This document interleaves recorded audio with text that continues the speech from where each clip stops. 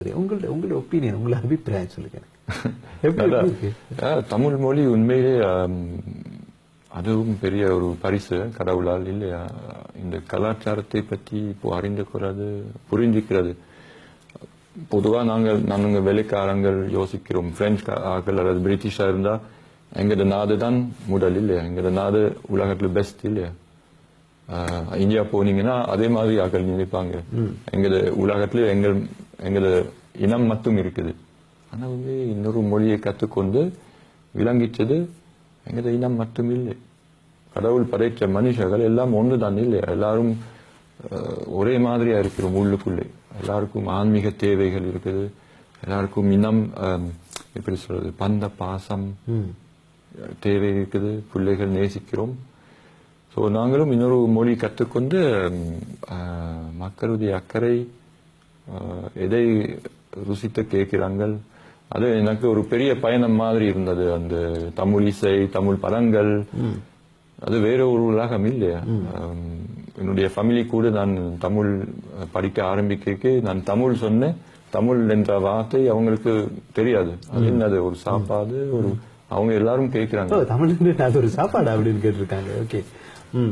So அதான் இப்போ என்னுடைய வாழ்க்கையில் தமிழ் பெரிய ஒரு விஷயம். உண்மையில நான் இந்த மொழி கற்றுக்கொண்டு ரொம்ப சந்தோஷம். நிறைய விஷயங்கள் கற்றுக்கொண்டேன், நிறைய இன்னும் கற்றுக்கொண்டே படிச்சதால உங்களுக்கு எது சரி, உங்களுக்கு ஒரு சந்தோஷம் இது ஏற்பட்டிருக்கா தமிழ் படிச்சது அப்படின்றதால? கட்டாயம் நிறைய. இன்னும் இந்த வாரம் கூட ஃப்ரெண்ட்ஸ் வந்திருக்காங்க பிரான்ஸ்ல இருந்து, அவங்களும் தமிழ். நல்ல ஃப்ரெண்ட்ஸ், புதிய புதிய நட்புகள் ஏற்பட்டுச்சு. முதல் அப்படிப்பட்ட ஆக்களோடு நான் பழகி இருக்க மாட்டேன். ஆனா இந்த முயற்சியால இப்போ புதிய புதிய நட்புகள், புதிய புதிய எப்படி சொல்றது, ரிலேஷன்ஷிப்னு புதிய உறவுகள் தானே ஏற்பட்டுச்சு. ஸோ அது உண்மையே அது ஒரு பெரிய கடவுளுக்கு நன்றி. இந்தியாவில் நண்பர்கள், ஸ்ரீலங்கால நண்பர்கள், என்னுடைய விருப்பம், என்னுடைய ஆசை அதுக்கு தாண்டி போக ஆச்சரியம் சரி, அது சந்தோஷம். மக்கள் உணர்வாங்க, ஓ இந்த வேலைக்காரர் எங்களுக்கு முயற்சி செஞ்சிருக்கிறார், அது எனக்கு பெரிய சந்தோஷம். அவங்க அவரோட தமிழ் மக்கள் ரொம்ப நன்றி உணர்வு காத்துறாங்க. பிரெஞ்சு ஆக்கள் அப்படி இல்லை, நீங்க பிரெஞ்சு மொழி கிடைச்சா அவங்களுக்கு ஒண்ணுமே நன்றி உணர்வு இருக்காது. அதான் தமிழ் மக்கள் ரொம்ப அப்ரிஷியேட், மதித்து இருக்கிறாங்க. ஸோ அது எனக்கு சந்தோஷம். பிறகு அந்த ஆச்சரியம் தாண்டி அந்த என்ன மெசேஜ் கொண்டு வர, என்ன செய்தி கொண்டு வர, அது கேட்கிறேன், அதுவும் ஒரு பெரிய விஷயம். திருக்குறள் எல்லாம் பார்த்துருக்கீங்கல்ல நீங்க, எனக்கு ஒரு திருக்குறள் சொல்லுங்களேன். நீங்க ஏற்கனவே கேட்டீங்க, நான் மனப்பாடமா தெரியாது. ஒன்று ஃபார்ச்சுனேட்லி டேப்லெட்ல இருக்குது அந்த திருக்குறள், நிறைய ஆப்ஸ் இருக்குது.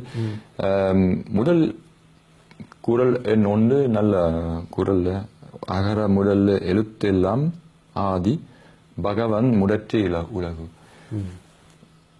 அது உண்மை தான் இல்லையா.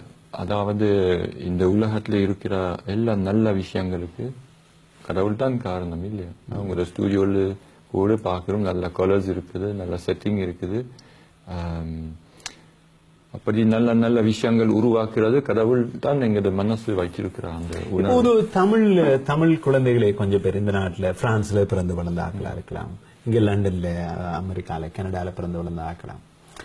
அவங்களே வந்து இப்ப உண்மையா இலங்கையில, இந்தியால இருந்து வந்திருந்தாலும் கூட அவங்க தமிழ் படிக்கிறது வந்து அநேகமான நேரங்கள்ல அது தேவையில்லை, அது எதுக்கு படிக்கணும் அப்படின்ற ஒரு மனநிலை இருக்குது. அவங்களே கூட தமிழ் அநேக பேசுறது இல்லை.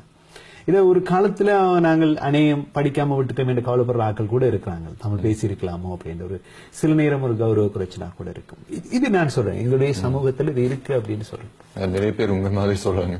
ஆமா, அப்படி அப்ப தமிழ் படிக்கிறது கஷ்டம், அது ஒரு கஷ்டமான லாங்குவேஜ் அப்படின்னு சொல்ற ஆட்களும் கூட இருக்கிறாங்க. அது எவ்வளவு கஷ்டமானது, இதை பற்றி நீங்க என்ன சொல்றீங்க? நீங்க மனசு படிக்கணும்னு மனசு வச்சா படிக்கலாம் அப்படின்னு நினைக்கிறீங்களா நீங்க? ஆர்வம் இருக்க வேண்டும் இல்லையா, ஒரு தூண்டுதல் இருக்க வேண்டும்.